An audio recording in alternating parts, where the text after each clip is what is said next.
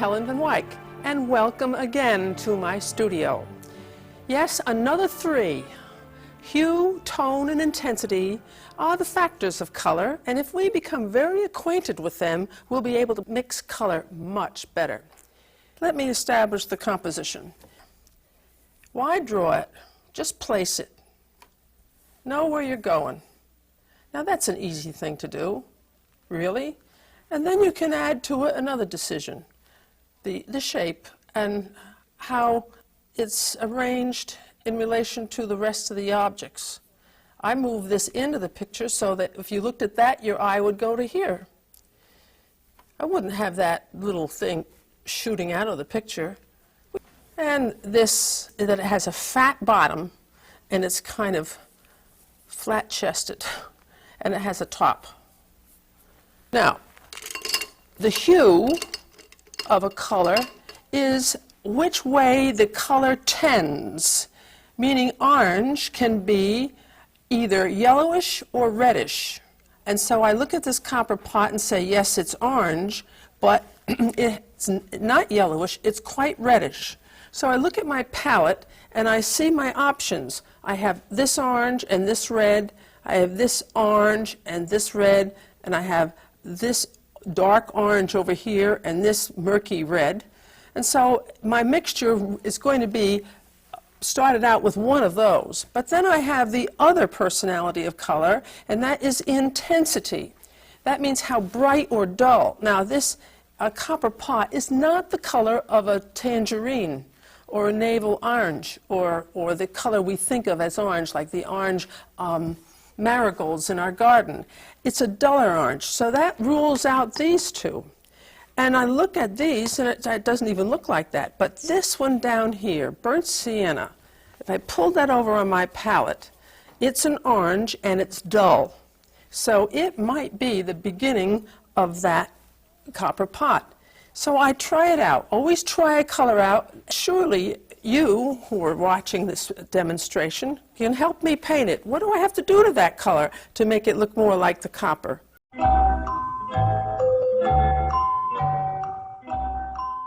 I think I have to lighten it. And you do too, I bet. And so I'm going to put some white in it and try it out. And now it doesn't look quite red enough. So I'm going to add a red, any red. Aha, that's good. So now I'm going to mass it in this general overall orange color that is medium tone, dull in intensity.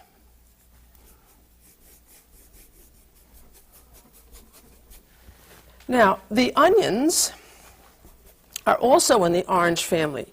But what's the difference between this orange and onion orange?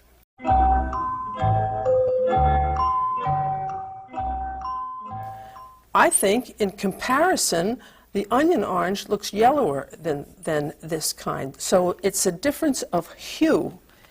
So out of this, might as well take it out of here so they'll like each other here if they join together here first. So I'm going to put more yellow in that and see if, well, look at that. Maybe that looks close enough.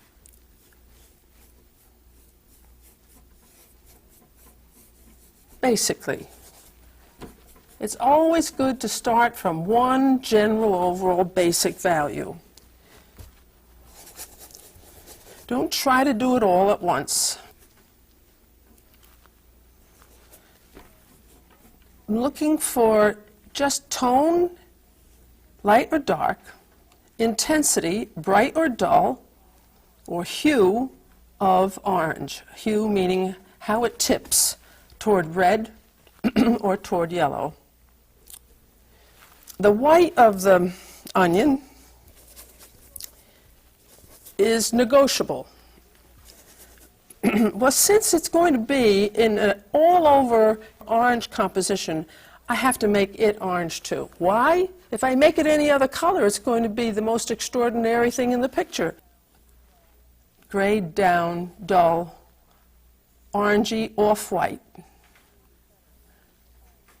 Really, you're quite safe working monochromatically. Mono meaning one, and chromo meaning color. So this is a composition of one color,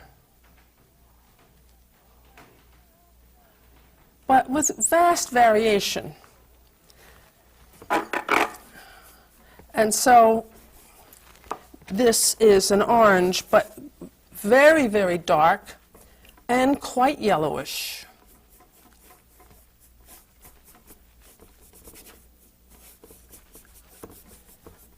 I'm concentrating on having your attention directed to the hue, tone, and the intensity of color. I don't paint pictures just to have you watch me paint pictures. I use pictures to try to teach you something that I think is important enough to know to be able to be a self-sufficient craftsman at painting. If you just emulate what I do, you're going to need me forever. Well, maybe that's kind of nice. But if I teach you what I know, you can fly on your own.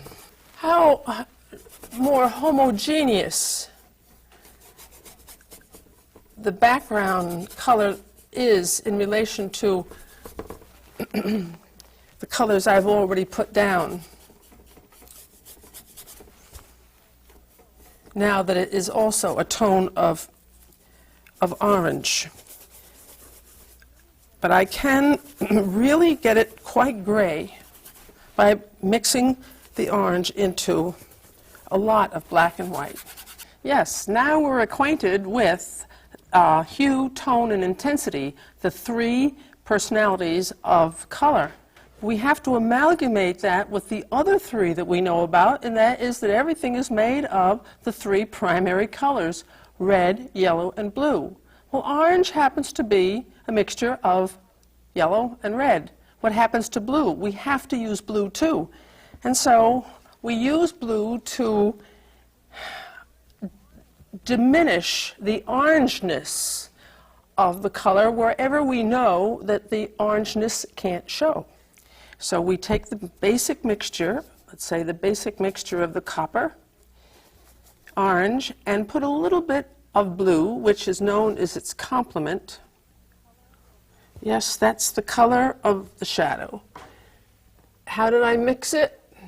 I made the orange darker with more orange, and then added the complementary blue to dull it. Sometimes you actually can see the appearance of the complementary color, but on copper I can't.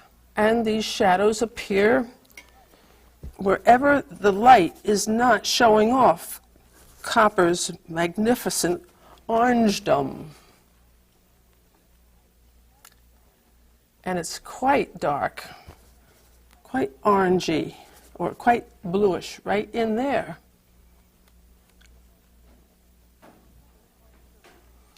That's an underplane. See, it's under, and so it can't be light. The light can't turn and get down there.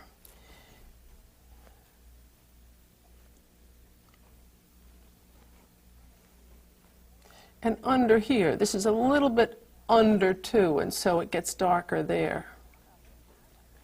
But how about those highlights? They look very orange. And they look very much brighter in intensity than the orange that I have. So it's very light and it's very bright, and so to mix the color of the highlight, I take white for its lightening, and its brightness, I use the orange and red of the brightest type I have. And I quickly mix it. Quickly mix it. Don't grind the living daylights out of it. Look how much brighter that looks than this. And pick up the paint on the end of your brush so that you can pop the highlights on.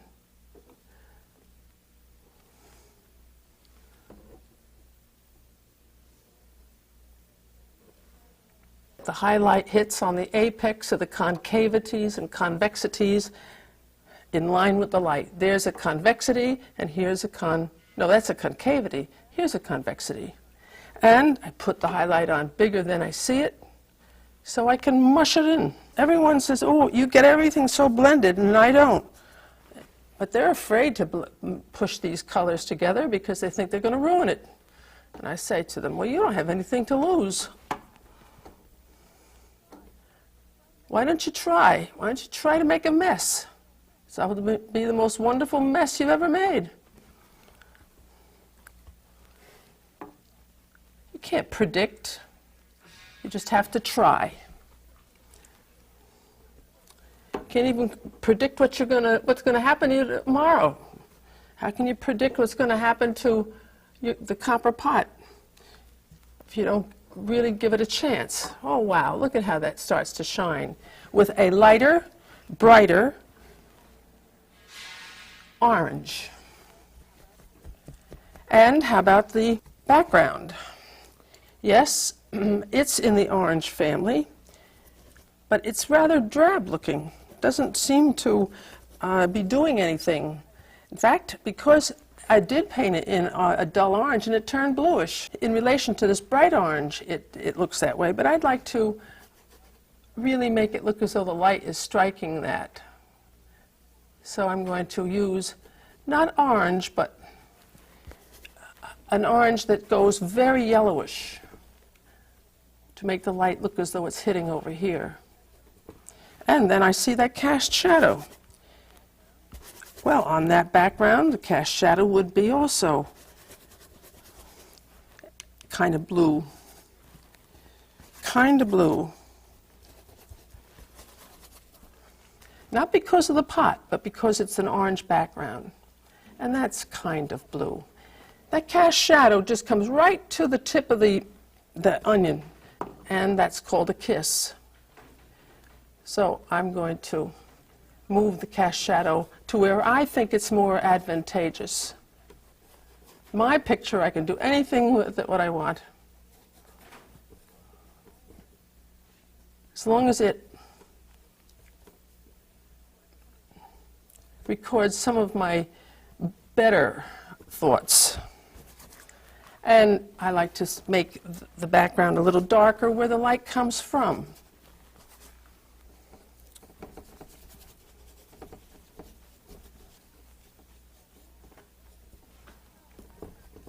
After all, the background has to look as though it's air. That's the magic of a realistic painting. Not that it looks real. It looks airy. It looks dimensional. Because we can look at photographs that are realistic, but they don't look like the kind of real that paintings look. And now the onions.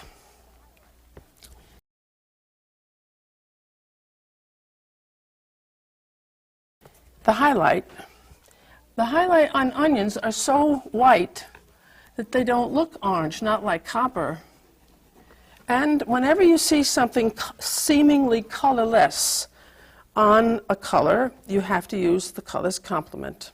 And so I'm going to use not actually blue, but probably a violet. Just a cooler version, a cooler color than orange. So here's the highlight. And here's another highlight, big. Oh yeah, nice and big. And now cut it down with the color you see around it.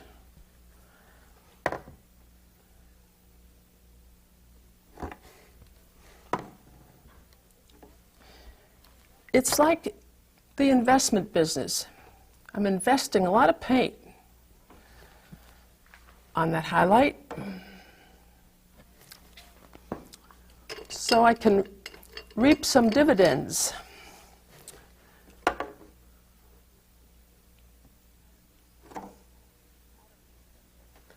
Out of the investment by going the opposite way.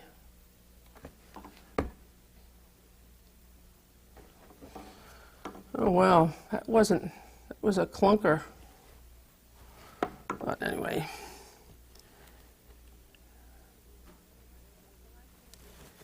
That's a nice little relief over there where that onion is broken away and we see some green coming through.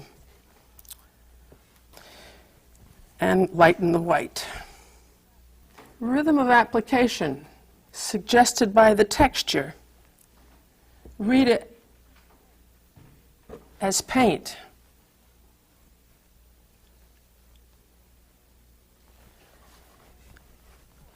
And, of course, we have to deal with the table, too. It has shadows. It has one of the most important shadows that is offered to us by lighting, and that's the cast shadow. These shadows on the onion, by the way, are also in the blue family. Very dark right here.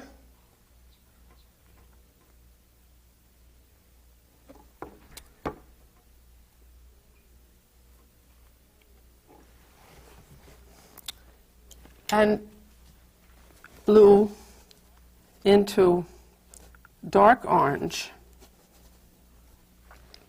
for the cast shadow to make their little bottoms sit down on the table.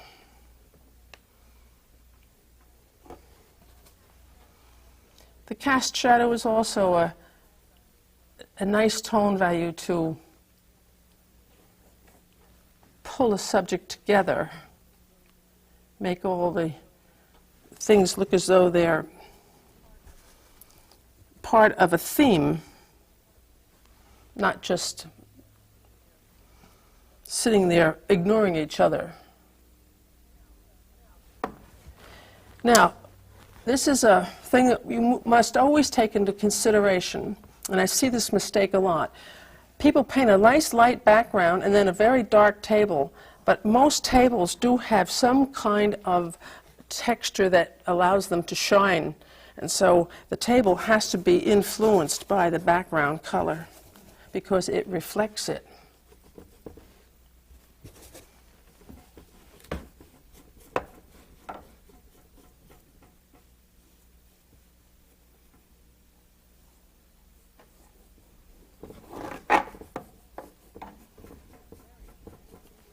Very shiny, you would end up actually seeing a repeat of the object, meaning this, and then that would be reflecting in it. Whenever you set up a still life, make sure you have the right tone background against the subject so that you can see its influence. So, we've learned all about hue, tone, and intensity. Those three important properties of color. Another three in painting. You only have 3 choices to make: people, places, or things. Isn't it amazing with that limitation that we come up with so many different types of paintings? So that's what I'm going to show you next time. Or, maybe I will teach you how to make soup.